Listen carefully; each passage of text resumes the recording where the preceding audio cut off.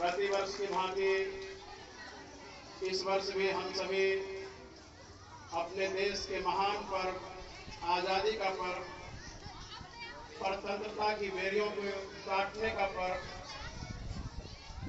स्वतंत्रता दिवस मना रहे हैं।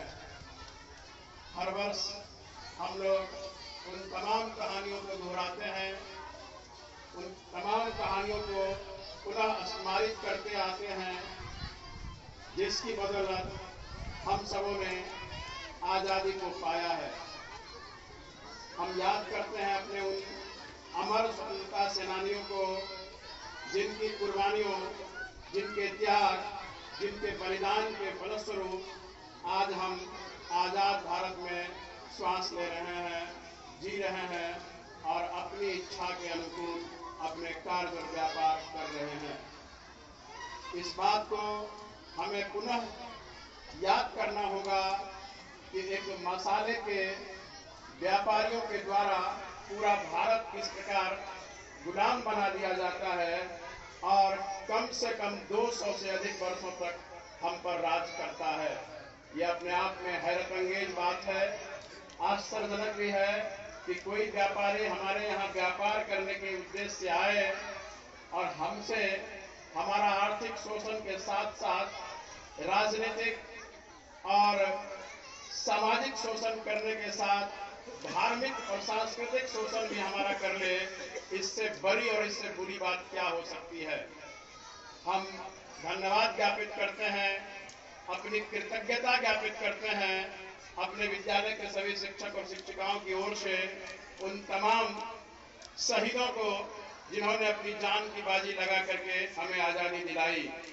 1600 ईस्वी के 31 दिसंबर को ईस्ट इंडिया कंपनी की स्थापना होती है भारत में केवल व्यापार करने के लिए, और जहांगीर के दरबार से होते हुए और मुगल सम्राट, अंतिम मुगल सम्राट के दरबार तक उन्होंने आते आते सब कुछ हमारा लूट लिया और हमारा शोषण इस प्रकार किया जिसमें दादा भाई नौरोजी को यहाँ तक कहना पड़ा कि अंग्रेज गंगा नदी में अपना स्पंज डुबोते हैं और अपने लंदन के टेम्स में उसे निचोड़ते हैं।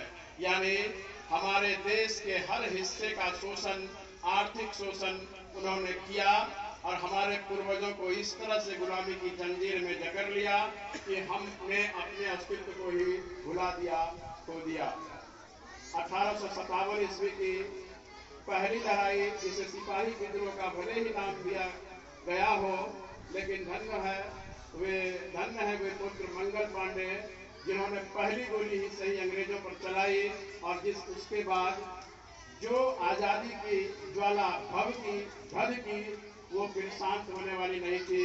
विभिन्न प्रक्रमों से गुजरता हुआ हमारा देश 15 अगस्त 1947 को आज़ाद होता है, लेकिन एक कहानी जो रह जाती है, एक चीज जो बच जाती है, इसके पीछे का जो दर्द रहता है वो भी हमें याद करना चाहिए, कभी भूलना नहीं चाहिए। हम 1905 ईस्वी में बंगाल के विभाजन का शिकार होते हैं। बंगाल से मेरा संदर्भ है कि उन दिनों बंगाल में बिहार और उड़ीसा का क्षेत्र भी जुड़ा हुआ था। बंगाल में बिहार और उड़ीसा जो 36 में अलग हुआ था वो सब जुड़ा हुआ था, तो हम भी उसी का एक हिस्सा थे। उसका विभाजन भारत के सार्वभौम विभाजन का एक हिस्सा था, जो अंततः 1947 ईस्वी के 14 अगस्त को पाकिस्तान के विभाजन के रूप में सामने आया था।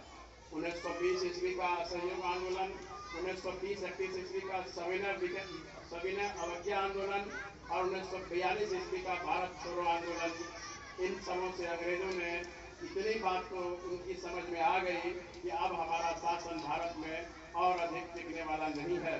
1942 ईस्वी के अगस्त में शुरू हुआ भारत छोड़ो आंदोलन, जिसमें महात्मा गांधी ने करो या मरो का नारा दिया था, डू और डाई का नारा दिया था। उन नारों के पश्चात जो आंदोलन अखिल भारत स्तर पर आरंभ हुआ था वो रुकने का नाम नहीं ले रहा था। अंग्रेजों को यह लग गया कि अब हमें भारत छोड़ना ही होगा, तथापि उन्होंने भारत के छोड़ने के लिए और भी बहाने बनाए।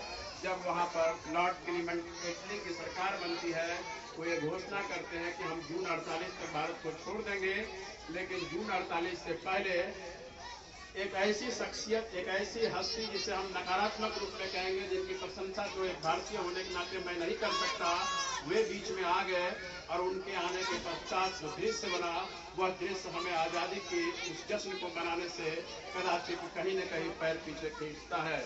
वो नाम है मोहम्मद अली जिन्ना का, जिसने पाकिस्तान के डिवीजन के लिए अपना सबसे बड़ा राग अलापना स्वीकार शुरू कर दिया। उन्होंने कहा कि मैं पाकिस्तान की मांग करता हूं और पाकिस्तान के अस्तित्व पर ही हम इस आजादी को मानेंगे। हम भारत के साथ मिलकर नहीं रह सकते।